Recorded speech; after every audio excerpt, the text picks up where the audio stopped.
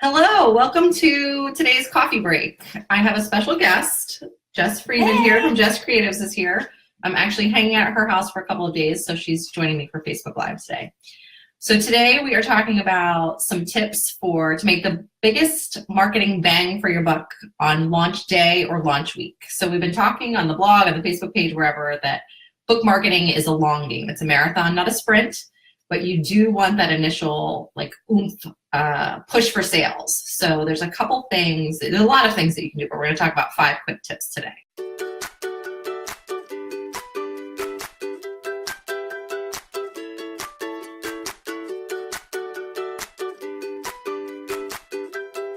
Number 1, Facebook ads. They work if you use them correctly, I think. Yes, if you use them correctly. That's the key. Yeah. I'm not a Facebook ads expert, but there are plenty of people out there who are. So those are the people you need to talk to about Facebook ads. But they definitely work if you do them right. I used them for my book launch, and I think, did make a difference. So Yeah. And And really, if you use Facebook video ads, that's even better. It grabs more attention. Facebook is pushing video all the time, whether it's live video or recorded video or video ads, they like that. They prefer that.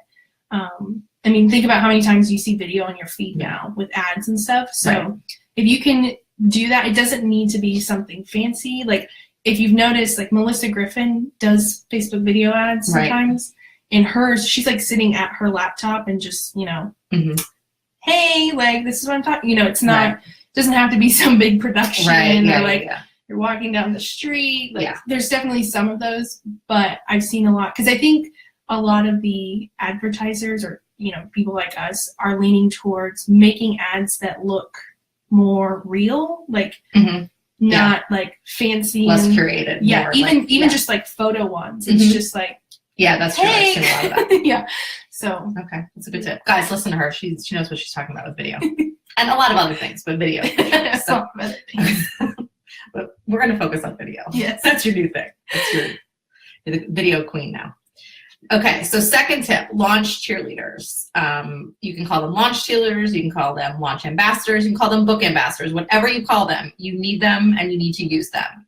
So you find these people who are going to go out there and help spread the word about your book, get it out there to, maybe some of your audience is shared with them. Maybe they have a different segment of an audience that they can share your book to. Make it easy for them, give them graphics, give them text they can copy, and let them go do their thing. So you want people to see that your book is available today everywhere, but in a good way, not in an annoying, oh my gosh, I've seen that 15 times, I get it. But anything down there? I would say make sure, like you said, share graphics. Make sure you also create Insta story graphics, because a lot of people are like, oh, my Instagram feed, share it. And plus a lot of people are watching stories. That's true, yeah. More than they engage on the feed. So make sure that you have that. It's 1920 by 1080. It's just a vertical graphic. You can do it in Canva. Awesome. And it can be the same thing. If you're doing a square graphic with your book and a title, whatever, now release now on Amazon, you can just do that also on the Insta story. It doesn't have to be any different. Yeah. Okay. That's good. But yeah, find launch cheerleaders and make use of them for sure.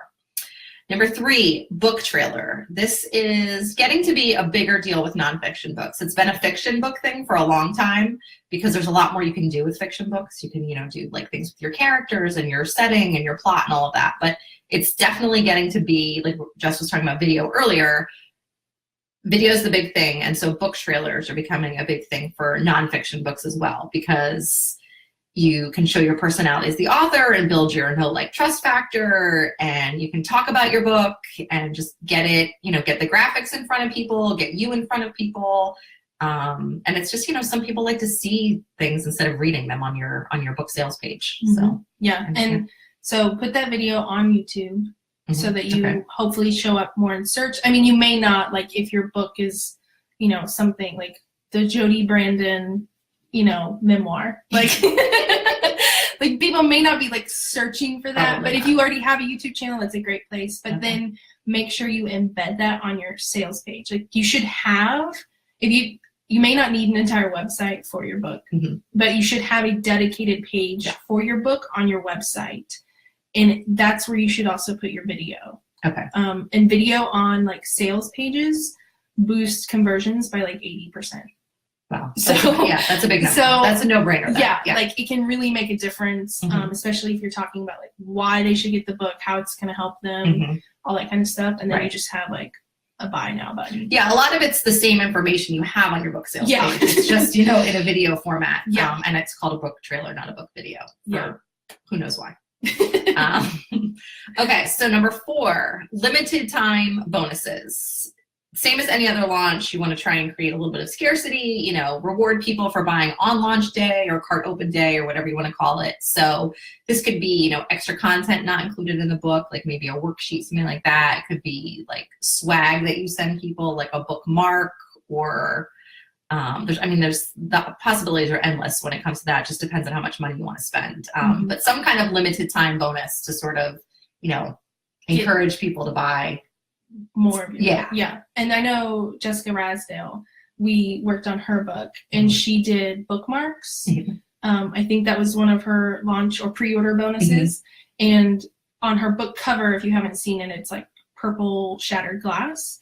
And we use that also on the bookmark. So like whatever you do, maybe if you can't use like the same artwork, like if it doesn't make sense or is weird, like at least make it like the same color, or something. Yeah, like continuity. Yeah. But that's another way to just kind of get more life out of that artwork that you paid for.